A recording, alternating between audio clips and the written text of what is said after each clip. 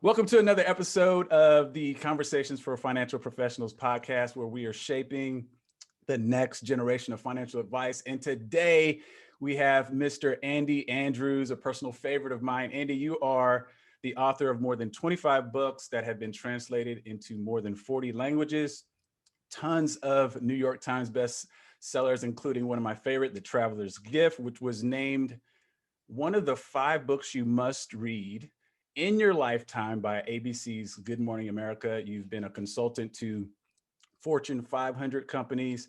And like I said, one of my favorite authors. I think you are one of the foremost authorities on mindset and just a sage when it comes to the topic of discussing perspective. So welcome to the podcast. How are you? Buddy, thank you. It's just an honor to be here with you, Dominique. I appreciate you having me. I don't know that this is just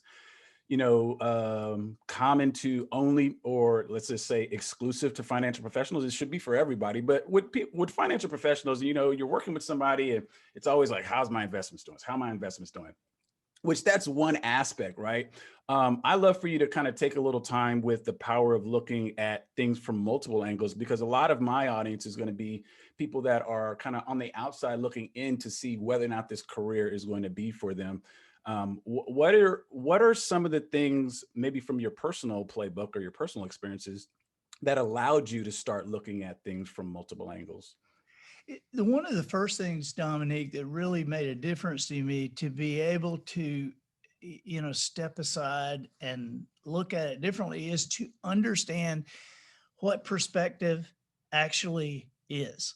Because most people, if you ask them, tell me what perspective is, they would say, oh, it's how you see something. It's whether you see the glass half full or half empty. It's how you see something.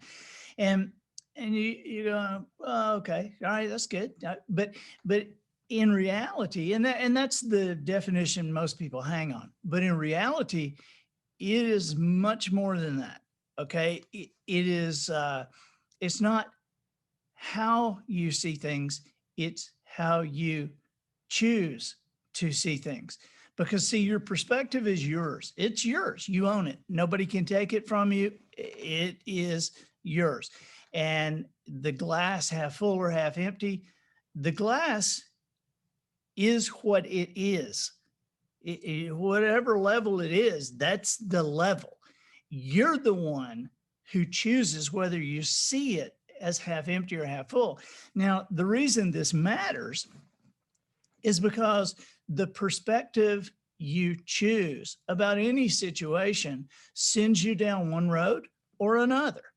Okay, so, we all know that we don't really want to hire glass half empty people. We don't really want to follow glass half empty people. We want to hire glass half full people. We want to promote glass half full people. We want to follow glass half full people. We want our children to grow up to be glass half full people. And so, you can look at a situation, whatever that situation is, and, you can say, your perspective can be, this is the worst thing that could have ever happened to me. Okay, so if that is your perspective, then you are much more likely to sit down, think about it, get depressed, do nothing, and you will have been right. Your perspective will have been right on target. It was. It really was the worst thing that could have happened to you, because now look what everything's happening. Now, it's just been downhill from that moment. Or you could look at this and say, okay, I don't know where I'm going from here, but everything changes, and change is part of it. And even the greatest things happened in my life because something changed that I wouldn't have chosen. And so I think this is going to be the best thing that could have ever happened in my life.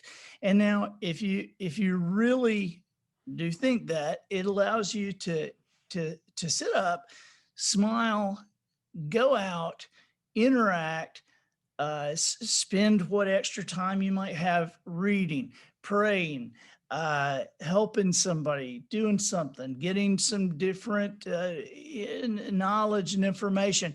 And then you can look back and go, wow. I mean, how many times have people said, man, if that hadn't happened, we'd never be here.